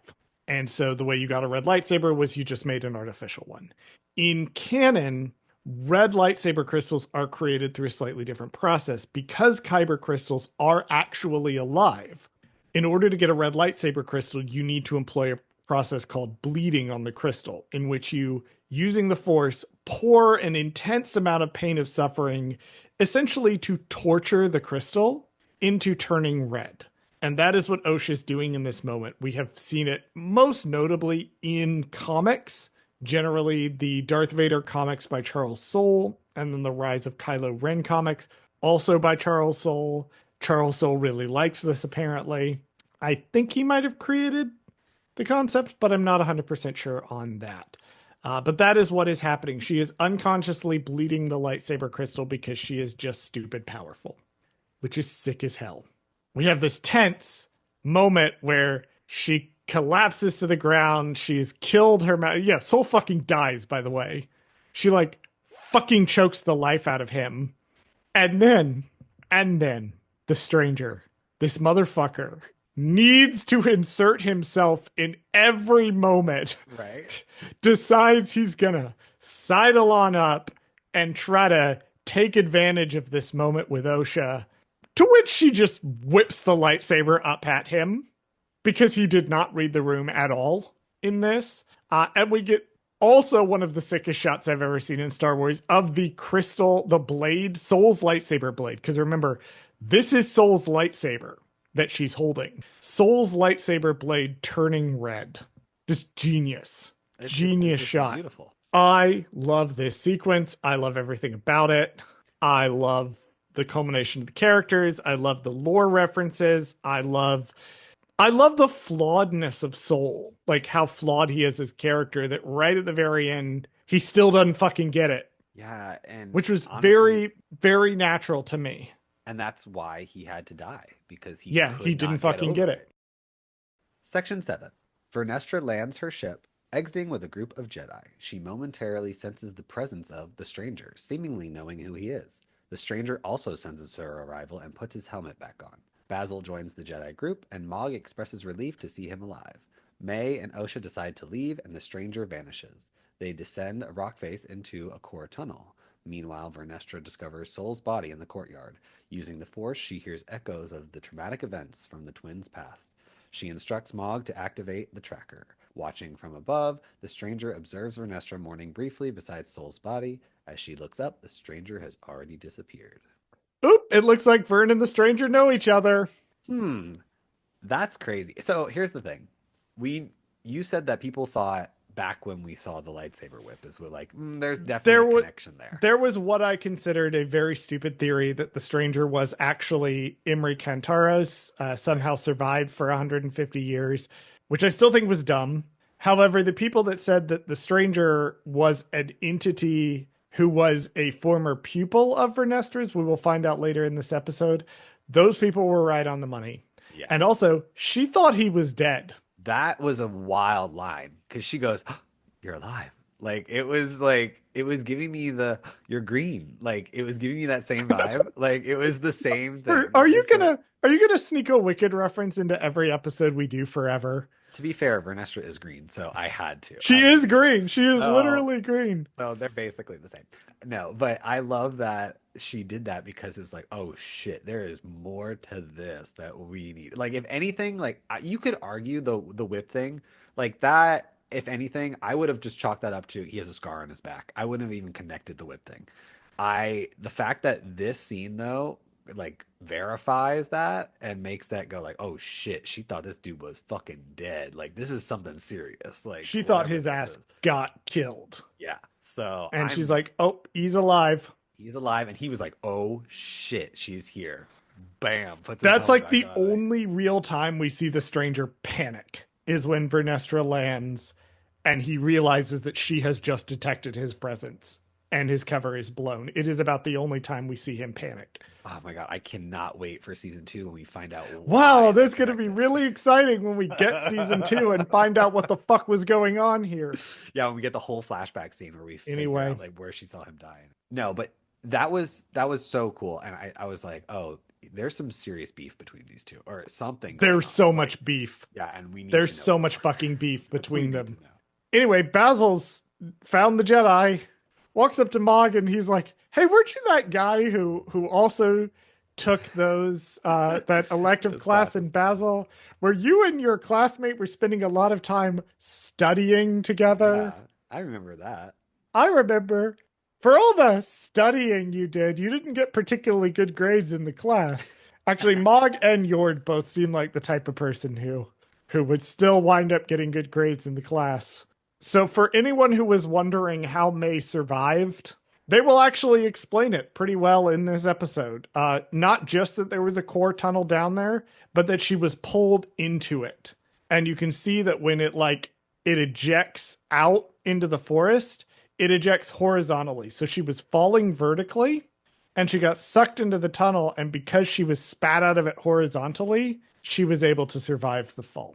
Right. I guess this is supposed to be a reference to Empire. right? Because that's he falls into the vent and it's the Yeah, same because shape and he falls everything. And yeah, down, it falls in. sucks him in. Yeah. So Well, he falls down into the tube and like it's at an incline. So he right, like he rolls kind of down it and slides comes to a down. Yeah. stop. And then there's this random fucking door for no reason that just opens. And that he just happened to be on. This is one of the things that always pissed me off the most about The Empire Strikes Back is that bit where Luke comes to a stop and then the random fuck off vent door just opens beneath him and It like drops detected him out. trash in the thing. I Yeah. think that's what it is. I think that it was the vents are programmed to if something falls in, it just ejects them out into space or That's out right. into the sky. But like, it's always annoyed me. And yeah, my final note is this whole scene with the stranger and Vern in the courtyard where he's watching her, clearly meant to set up stuff in season 2 that just never happened. I know, and it sucks too. And they do reference back at this moment. So she does lean down to essentially whisper something to She Soul, a says final something to goodbye. Soul. And we do find out later what she says. But I find it interesting that she's having this very private moment and the stranger is just watching her. And then she kind of feels his presence there again, even though he's got the helmet on. She kind of can still feel it. And she looks up in the exact space where he was. She's like, that I feel something. Like, this is so good. Section 8. May leads Osha out of the tunnel and into the forest.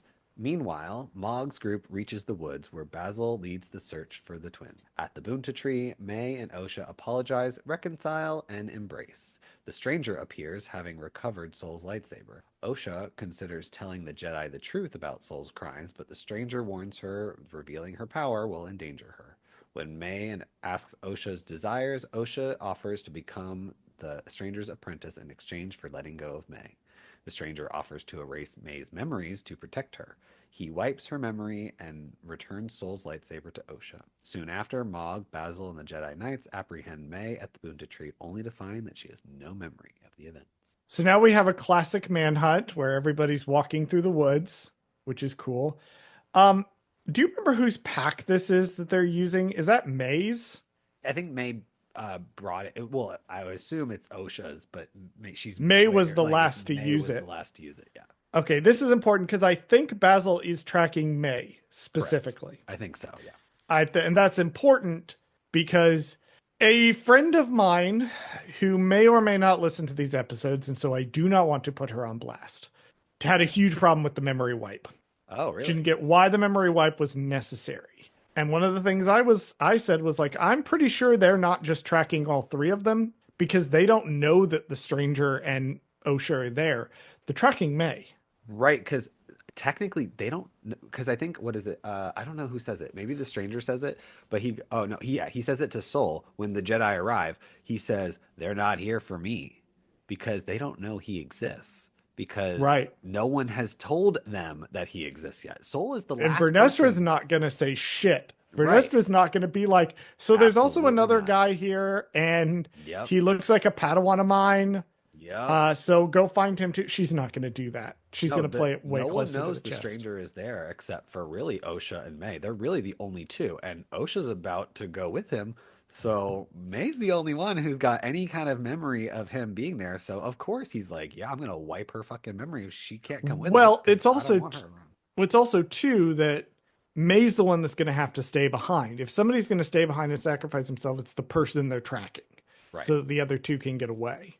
I do want to talk about this scene under the tree, and I want to talk about the idea of absolution because so many characters over the course of this season are looking for some sort of absolution, whether they are looking for forgiveness, whether they are looking for release, whether they are looking for justice or revenge.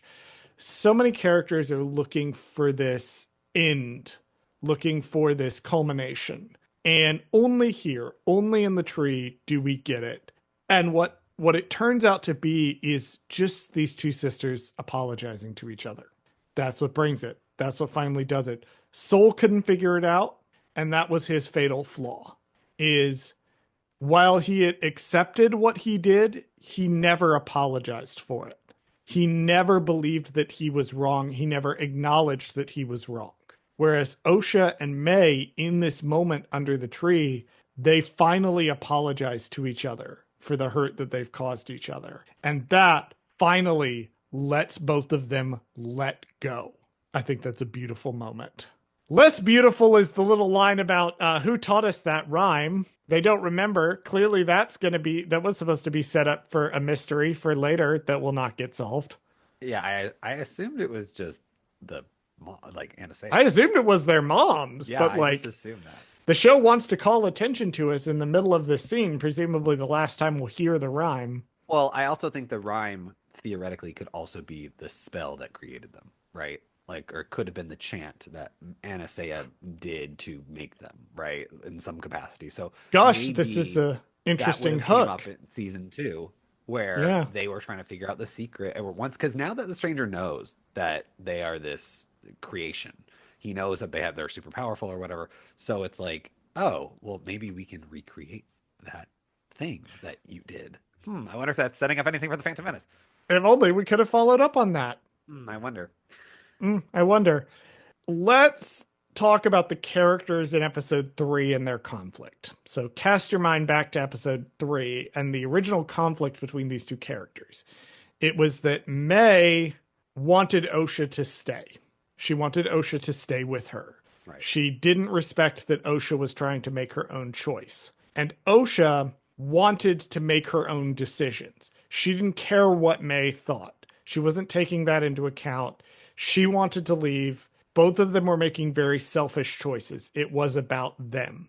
At the end of this scene, the turning point is May finally fucking asking Osha, what do you want to do? Because the stranger presents a couple of options, and then May's like, Osha, what do you want to do? She's letting her decide. And then Osha turns that around, and Osha has not shown any indication she actually wants to learn from the stranger up to this point. Yes, she killed Soul. Yes, she was being seduced by the dark side, but she had never expressed that she actually wanted to use power, gain power. She had never expressed wanting to learn any of this. The moment she decides to go through with this is when she makes her devil's deal to get Osha's like mind wiped and have her be safe. Is she does it for May. She gives up the rest of her life for May. And so these two again have reversed positions to where both of them have finally gotten the thing that they wanted from the other one. Osha wanted May to let her make a choice. May wanted Osha to choose her. And in this moment, both of those things happen. And then, oh shit, that's how the stranger knew about the memory wipe, because he knows how to do it. He is a saucy little boy because he was like, "Oh no, don't erase my memory. I hope you guys can't do that." And then this motherfucker's like, "I do this all the time. I know how to do He's it." like, Or no, tee to hee, be I fair, totally know how to do this. he says, "I can't." He's like, "I might be able to." He does say that. He doesn't say it might not be 100% successful. Well, and this again feels like it's set up for stuff I that was think going to it come was supposed. later I think it was because it was supposed to be like obviously he's a novice at this. It was not going to be that. Right. completely successful. No, I could have seen them do this where they were like, "Oh, he erases her memory in the short term, and then It something starts to either come back. right either comes back or she's triggered and it fully comes back to her, or he's able to reverse it somehow." Like they were definitely setting that up for the next season. Section 9. At the Jedi Temple, May is brought into Vernestra's control room, and she questions May's memory. Meanwhile, Vernestra gives a falsified account of the events on Brendok to a Republic tribunal. She asserts that Sol went rogue and killed his fellow Jedi to cover up their actions. Senator Rayencourt calls for an external review of the Jedi Order. When asked about Sol's whereabouts, Vernestra falsely claims he committed suicide at the scene. A flashback shows her lighting Sol's funeral pyre. Back with May, she tells her that Sol's twisted love for Osha led to his downfall. Meanwhile, Osha and the stranger stand together on the ocean world, watching the sunset. Back at the Jedi Temple, Vernestra has a meeting with Master Yoda. We got to talk about Vernestra's sick new drip. I do like her This outfit. fucking incredible outfit that she's wearing to this Senate meeting. It's Gorgina. I love it so much.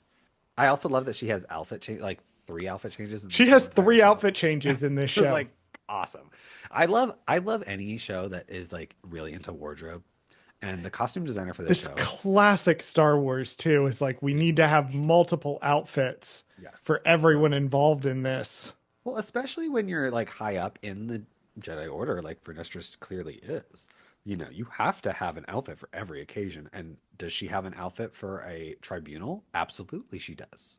And it's even a republic tribute. Like she even has the little insignias on the side of her thing. Like you're like, damn, she is going all out. She's like, I love America. Like she's putting the republic Yep. symbols on her dress. Like She's I love. wearing the equivalent of the American flag pin, Right. you I know, that love all the that so much. politicians wear. She's wearing the equivalent of that on her robe. Oh, I so just love perfect. this was something that was really hammered home with the High Republic, but Jedi generally are depicted with the brown robes. You generally won't see them outside of them up until the High Republic. And the High Republic really hammered around the idea of not only do Jedi have different types of robes, but they have temple robes and mission robes and formal robes and all of this, but they're vastly different robes. Right. They're not just the same brown but nicer.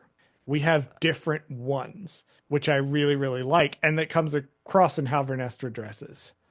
I thought it was interesting that May remembers Soul, but she only remembers Soul. Shouldn't remember anybody else. Yeah, because so the memory wipe is interesting because Yes. he erases the memory of OSHA existing to an extent. Because she does technically remember she has to tell someone. She says her, I have to tell her something. And then, but she doesn't remember she has a sister. She doesn't remember the stranger at all. But she does remember the events of the Brendock situation. Like, so clearly she remembers the fire starting and then the Jedi came and killed her mother. I'm assuming, but then that's all she remembers. So Yeah, that's all she remembers. she remembers the details that convict Soul, if you think Yep. about it, which is very interesting as a another witness in this like She can back Vernestra's up. cover up. She can back up. Yeah, before we talk about that cover up, let's talk about the death of the idea of Soul. Okay. Because this is sort of my referendum on the character of Soul. That Okay, cool. Soul is a very complicated man who has made a boatload of mistakes. And ultimately, I think that Soul was a good person who convinced himself so much of his own goodness that he could not see the harm he was doing. And that when that harm became too much, he was not able to take on the pain of acknowledging that he had done that degree of harm to other people, and especially to people that he loved. Did he deserve to be thrown under the bus like this? No, nobody does. But he is also a character who very much brought his downfall on himself. That it was not something that was a tragedy because somebody else manipulated it. It was a tragedy because he himself was a very flawed man who never acknowledged his flaws. He never worked to deal with his flaws. I love the writing of this character. I think he's so interesting. And Lee Jung Jae is playing him like beautifully. It is a shame that they killed him. Not because I don't think that they should not have killed him. Like he obviously needed to die. Like there was like that was his natural end to his character. They did a really good job of like, oh, he's really not he's like really good and important, and then like he makes a mistake, and then that mistake leads to his inevitable death and demise, right? That was a very easy arc. Like that this season was his character arc, right? Really this honestly you could argue that this show was about his journey of his mistake. The interesting thing that they would have done though, I think in season 2 and 3 is like I think they could have done where like, oh, let's do focuses on everybody like and they had like each season was like a different focus on the characters like growth and stuff, and I think this is just one little aspect. So this would be like the past of Osha and May's growth, right? So Soul is like their past, and then the next season would have been like their present, like it would have been all the stuff that they're currently doing, and then the third season could be like their future, right? Like I feel like you could have done something very similar. I think 3 seasons would have been chef's kiss for this show, but I agree. That was what I wanted. And yeah. in the weeks following this show, my sort of theory was that they were going to abbreviate future seasons down into a second one like they did with Andor, Yeah. but Just do time jumps and stuff. they ultimately didn't. Yeah, because they seem to be trying. I was gonna say these intercut scenes of her I guess she's interviewing May or she's questioning her or whatever she's doing. They're like clearly this is the setup for season 2 right here because she's Right. like, I need your help. Like you're gonna help me You're going to find help me someone. find the real villain of the show, which is Manny Right. Jacinto's glorious, beautiful arms.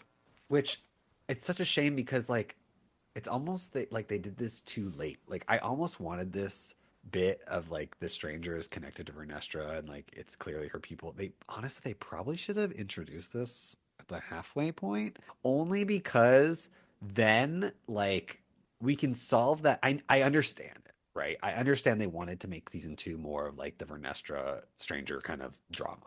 However, because it's uncertain, I don't think you should ever make a show with the guarantee you're going to get a season two or the guarantee. Like, this is not Lord of the Rings. We didn't spend, $4 million per episode plus, on every single thing. And Amazon guaranteed us, like, no, you're definitely getting a season two. Don't You're worry. Like, definitely getting like five it is seasons in your because we spent contract. Yeah, $250 million just right. on the rights for this show.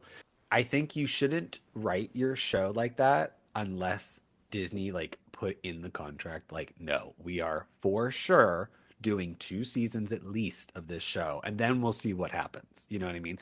Which to be fair, I wish that more shows would kind of do that only because a lot of shows don't get their legs until the second or third season. That's how it is. That's naturally how stories go sometimes. They should have guaranteed a second season with this show. At least. I agree. They did say, like Leslie Headland said in some interviews and things, like toward the end of the show, the end of the season, that they had said there was things like that they were going to kind of save for a future season. They decided to put in. It is good that we have that additional context. We were not even supposed to know the connection between the stranger and Vernestra in this season, and they decided to add it in. So Headland has talked about that they wanted to leave everything on the field, assuming this was the only season that they got, which I do think it tells enough of a complete story that it is satisfying, that the ending is satisfying enough. Obviously, there's a lot of stuff in the show, that we pointed to, particularly in this last episode, that I am disappointed is not going to get a follow-up. Particularly too, since like you've said, season ones of shows tend to establish a lot of the tone in the world and the characters, and then season two we get to really play with them. I've talked before about how when you're developing a TV show, the characters and the plot for the first season will be developed together, and the characters will play their different roles in the plot. When you get to season two, you now have to tell a new plot with the same characters. So you've already done a bunch of character work, and now you get to tell an entirely new story with them. And we were denied that for this, which is part of the shame, because especially in this final episode, there's a lot of things that are introduced. Remember how we talked about in episode 7 how Indara really had no choice but to throw May under the bus? And like, what other option did Soul give her? Would it surprise you to learn that Vernestra throwing Soul under the bus was very controversial? I can see it, but I kind of like the choice. I don't know why that would be She's controversial. also she's in the same. I said we would bring this up last week, and I'm bringing this up now. It's the same choice Indara had to make. You can do the right thing, the morally right thing, and you can tell the truth in a Berenstein Bears basic morality for babies kind of way, of which Sure. telling the truth is always right, and you should always do it no matter the consequences. Or she can make the rational choice, which does the least harm to people, but is going to completely destroy the legacy of this man who is dead. Right. And she picks what I consider to be the rational choice, to not just save Osha and the Brendok group like Indara did. Vernestra is making this choice to save the whole Jedi Order. Functionally, as an institution, she is trying to protect the Jedi. Because if we remember, if we take this scene in the context of the episode, we've just had a whole scene about what a giant bloodhound Senator Rayancourt is. Yeah, if she just gives him a little bit, like right now, what Vernestra is doing is she's giving him a little bit of leash, right? Like she's going, okay, here's a little slack, here's a little taste of meat, like here we'll give you. Yeah, you're right. Look, this guy, he went This one crazy. guy, Yeah, this one person. She goes very specifically. She's like, well, his actions are we're condemning. We don't. We do The High not. Council condemns this. Right. We absolutely do not stand behind this man who went crazy and just went on his own volition to cover up his own crimes. Like he does not stand up for the Horrible. Jedi Order. Yeah. Oh, for So sure. she's definitely, I get what she's doing. And I don't know why people would be mad at this. This is the most logical thing so that they don't fully come after the Jedi and really fuck them up because that's what Ray Court wants to do. He's like, I want a Also, full review. also, if we remember, the whole thing in their conversation before was that he points out to her that if there's a larger threat, the Senate can get involved. And if she tells the truth about what happened here, That's right. that's evidence of a larger threat. That The is Senate evidence. can now come in and pick apart the Jedi Order. And again, it's a complicated situation because, yes, the Jedi Order has a lot of political power that maybe it shouldn't have. But on the other hand, do you want to leave the fate of people up to squabbling Senate bureaucrats? Like, there's no good choice here, and she's making the one to protect the Jedi Order, to protect the institution that she knows has the potential to do good, because she's seen it do good during the High Republic era when they were fighting the Nile. She knows what the Jedi can be, and if the choice is give the Jedi a chance to potentially be that, or completely destroy that, she's going to choose the one that lets the Jedi be that.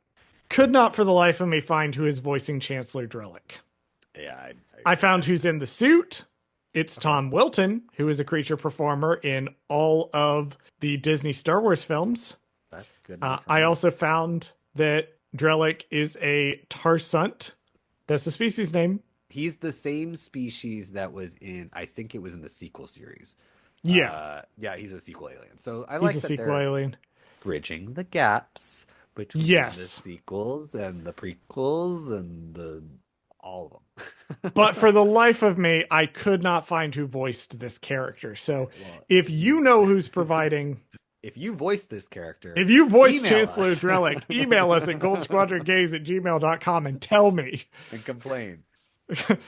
Uh, I also like, again, the complicated nature of this situation and the complicated nature of Vernestra as a character. She does give Soul a Jedi funeral alone. Nobody else is with her. Yeah. While everybody else is dealing with May, she's giving Soul the Jedi funeral. So she really, it sucks because she's not cold-hearted. People who say Vernestra in the show is so cold-hearted, she's not. She loved Soul. She watched him grow up. She knew him as a child. She trusted him to make this choice, and he made the wrong one, and she has to pick up the pieces. She's not like just casually tossing him to the wolves. She's making a difficult decision because being a leader is about making difficult decisions and difficult choices. It's easy when you're the 16-year-old whip smart, haha, see what I did there, Jedi prodigy, and you're able to go off and be a way seeker and do whatever you want. But it's much harder to be the person sitting on the High Council making those calls. And that's where Vernestra's such an interesting character in this to me. She also sets up a sequel series that won't happen when she references, quoting directly from A New Hope, a pupil of mine before he turned to evil. Yeah, I wonder if we're ever going to get to see that I wonder if we're flashback. ever going to get to find out about that. No, the fuck we won't. We're moving on. With Osha and the Stranger, I'll note that remember how I said to put a pin in where they're having their little conversation? They're back in exactly the same place. Do you want to know one of my real hot takes about Osha and the Stranger as characters? I don't think she likes him at all. I think she has no loyalty to him whatsoever. I think she kind of resents being here. That is my read on this. If other people have a different read, that is perfectly valid. I'm working with what's on the text. But she only goes with him to save her sister. I was gonna support your argument here and say that I think she's using him to an end. I agree. Right? Like I actually think this scene proves that he is actually being manipulated by her because he goes to touch her hand. He always wants that physical touch. I think he actually does like her in some capacity. I think he does want her to be his apprentice. He does trust her. He does actually like her, and it may or may not be romantic, but he does actually have feelings for her. She is using him 100%. It is very much one-sided. I actually agree with you. I think she's using him Every as a means to an end. every time they touch, unless it is violent, the Stranger initiates it. every time, every single time. And looking at the situation, she owes no loyalty to him whatsoever. So if some much more powerful Sith Lord turns up and is like, "Hey, stab him and I'll give you more power," there's a non-zero chance she'd do it. Which would have made a really great ending to season 2 if she had stabbed him and then If she had stabbed him and defected to Darth yeah. Plagueis. That see, why aren't we writing the second season? I'm just saying, like, let's throw it out there. I'm just saying, Lucasfilm, I'm available to write things at all times. And then finally, we get a final scene. We get a shot of Yoda. Yes, Yoda's here. the only other green person, and The only other green person in the whole Jedi Order. the only other green person that Vernestra can talk to and share her feelings About her greenness and her struggles. So, was this necessary? It was fun. I mean, I don't think it was bad. I just know people didn't like it. Was fun. I don't know why. I mean, it was just like, whatever. Like, she's going to get advice. Like, relax. Like, well, I also think, here's the thing. I also think this ties very, very well into the Phantom Menace.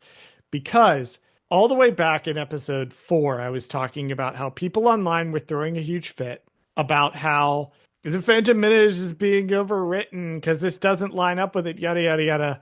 Yoda knows about the Sith. He knows about the rule of 2. He's also like 900 years old. He's also 900 years old. Like, relax. But if the Sith were that secretive for 1,000 years after Darth Bane, who is canon, by the way, and did establish the rule of 2, so we can safely say that is a thing. If Yoda knows this, how does Yoda know this? And how does Yoda know this information while Ki-Adi-Mundi is insisting to Qui-Gon and Obi-Wan that the Sith have been extinct for a millennia? Yoda knows some fuck-ass shit that he's not telling anybody else, which is a very fucking Yoda thing. To be like, I know some shit that I'm not telling you. This is the moment where he starts to figure it out. Where he gets clued in. This incident clues him in that something else is happening. And I guarantee you that the pulling of the thread is how he discovers that the Sith are not extinct and that the rule of 2 is a thing. And so that kind of great thing for season that 2 kind of ties it. 4. Even just existing at the end here kind of ties it to Phantom Menace a little bit to me. I just wish they would have kept going with it because I just also wish there was more show. It says a lot when one of my biggest complaints about the show is I wish there were more show. In this case, it's because there's parts of this that are setups that never pay off, and that can be glaring. Anyway, tell us who wrote and directed this episode. They're both people we've seen before. Spoilers, so we can move on quickly. Okay. But just tell us who wrote and directed this episode. This episode was directed by Hanel M. Culpepper, and the writer was Jason Mika. There you go. Good enough. Bradley, what are your final thoughts on The Acolyte, episode 8, The Acolyte?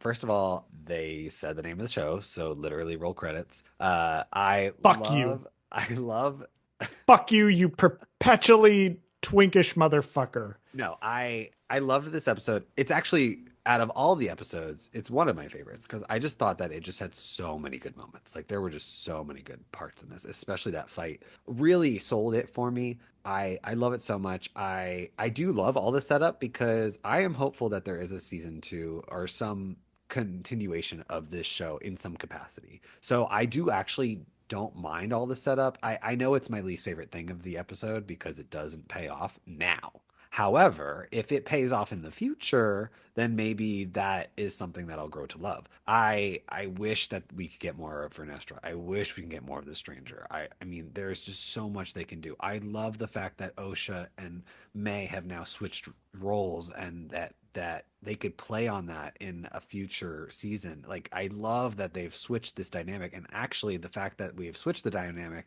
hopefully that would mean we would get more of May doing stuff, get more character from her, because I think that's one of the weaker things that the show does is May's characterization. I do think that they get to it at the end here. It's just like it takes a minute to get to it because she's very one-dimensional in the first couple episodes of just evil person killing, so thankfully they give her more of a character arc as we get to 4 and beyond. But I think that this episode in general, though, does a great job of making May more of a character and actually like gives her agency and stuff to do and turns her into a more loving character that you can come to appreciate. So I did like this episode overall. What about you?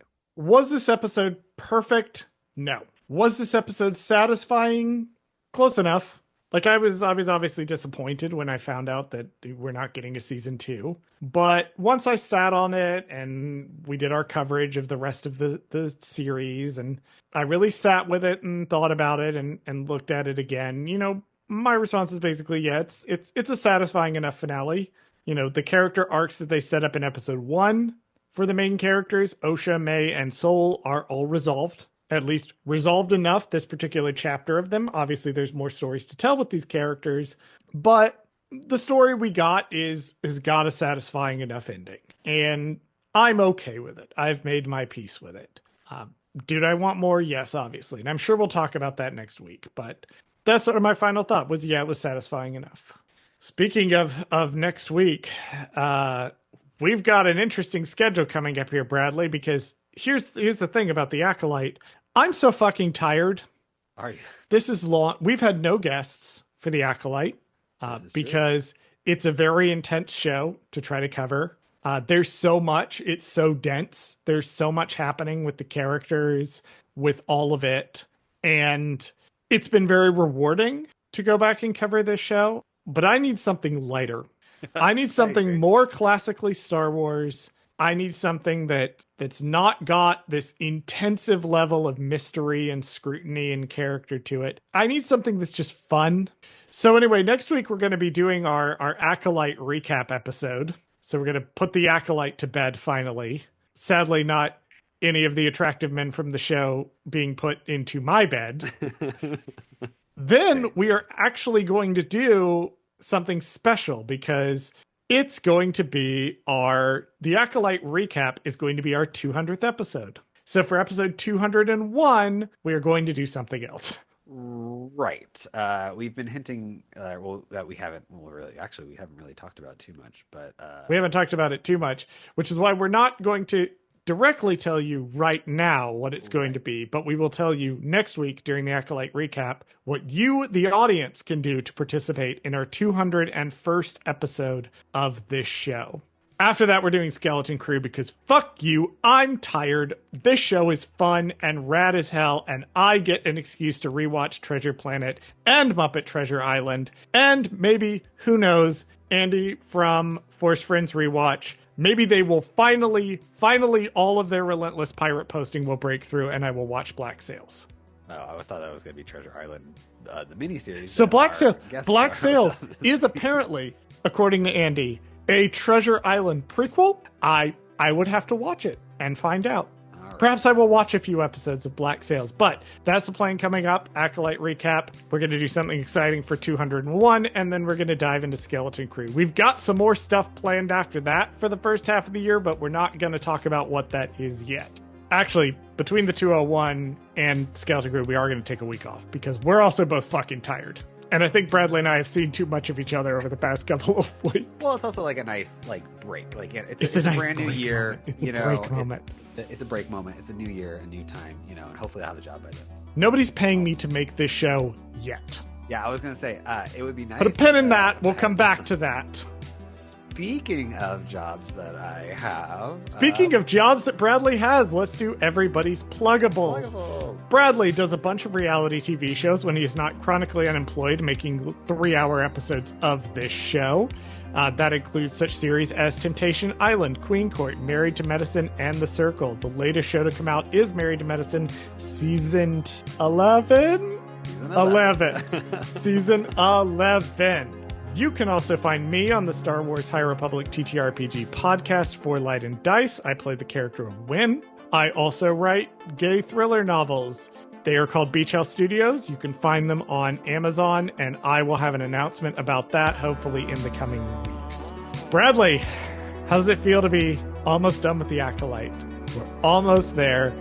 And to get one step closer, let's run our socials. Thank you for listening to this episode of Gold Squadron Gaze. Did Charles fuck something up? Email us at goldsquadrongaze@gmail.com to let us know. And you can find us on TikTok and Instagram at Gold Squadron Gaze. You can also find us on YouTube at our Gold Squadron Gaze YouTube channel, where we post full episodes of this show. Finally, if you liked the show, don't forget to rate us and give us a review on your favorite podcast platform. that allows other people to find our show. As always, thank you for listening to Gold Squadron Gaze, and we'll see you next week.